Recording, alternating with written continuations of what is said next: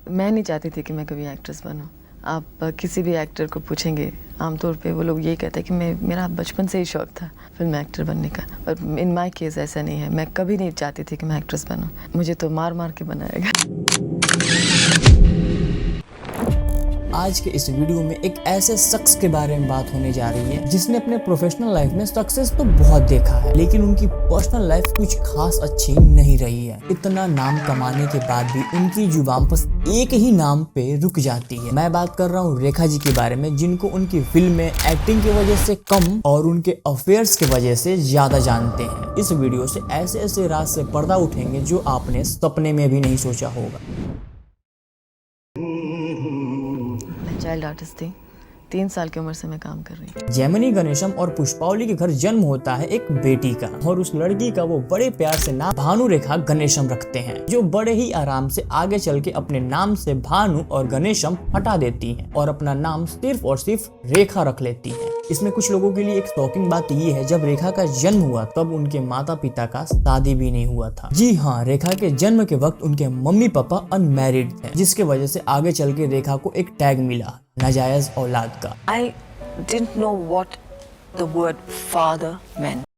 बॉलीवुड में उनका डेब्यू 1970 में सावन भादो से हुआ, जिसके बाद बॉलीवुड में उनकी एक और मूवी आई जिसमें मेन लीड एक्टर ने उनके साथ जबरदस्ती किया। दी अनटोल्ड स्टोरी में मेंशन किया गया है कि रेखा को मूवी के लिए एक रोमांटिक सीन करना था, तभी उनके को स्टार विश्वजीत चटर्जी ने उनको पीछे से आके जबरदस्ती पकड़ लिया, और इस पर्टिकुलर सीन के बारे में रेखा को भी नहीं पता था, और डायरेक्टर ने भी लगभग 5 मिनट तक कट नहीं बोला। जैसे ही विश्वजीत ने रेखा को किस करना स्टार्ट किया, वहां बैठे सभी ने एंजॉय करा।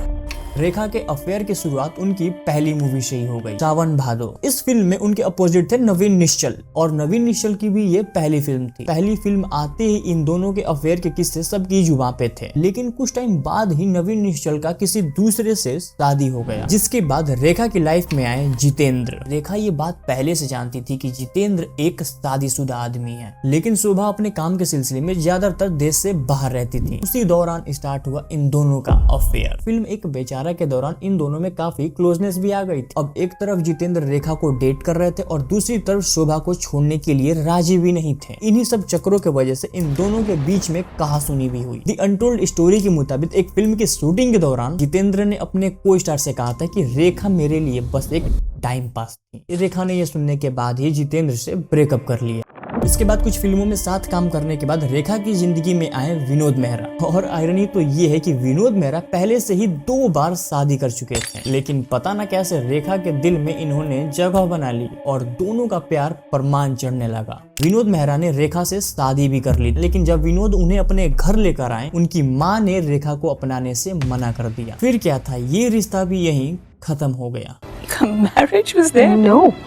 You didn't marry him? No. For 2 months? Like I was married to Farooq Abdullah No, and no, Sanjeev. no, but you didn't live with him at all. No.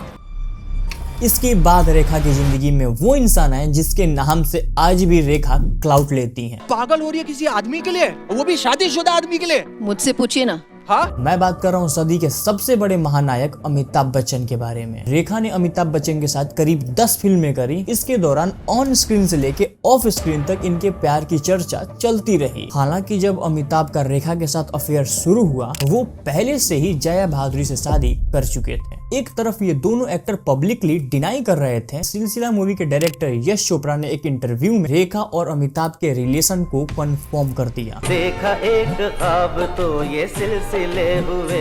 लेकिन ये तो सिर्फ एक र्यूमर की तरह था। लेकिन इसके बाद रेखा ने कुछ ऐसा किया जो ऋषि कपूर और नीतू सिंह की शादी में रेखा ने मांग में सिंदूर और गले में मंगलसूत्र पहन के एंट्री ले ली,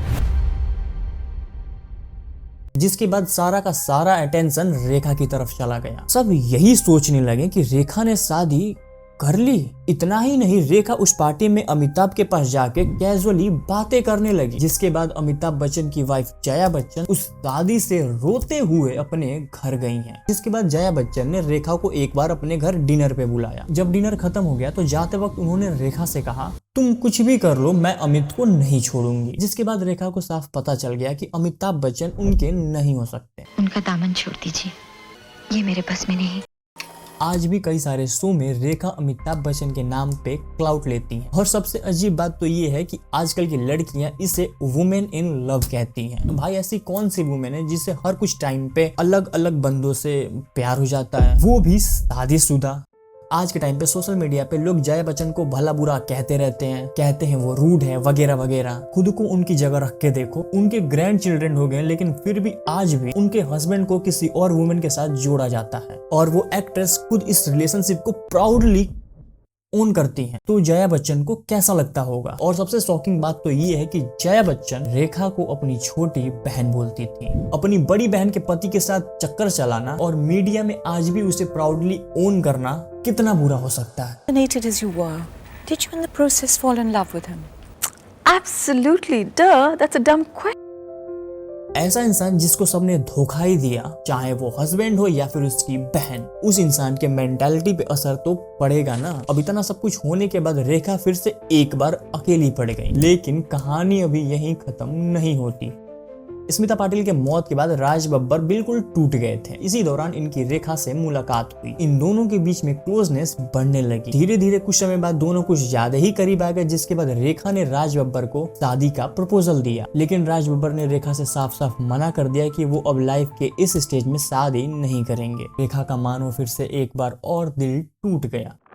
रेखा फिर से एक बार कंट्रोवर्सी में आई। र्यूमर फैला कि वो और संजय दत्त ने शादी कर लिया, जिसके बाद संजय दत्त की मां नरगिस ने मीडिया में एक बार रेखा को डायन तक कह दिया।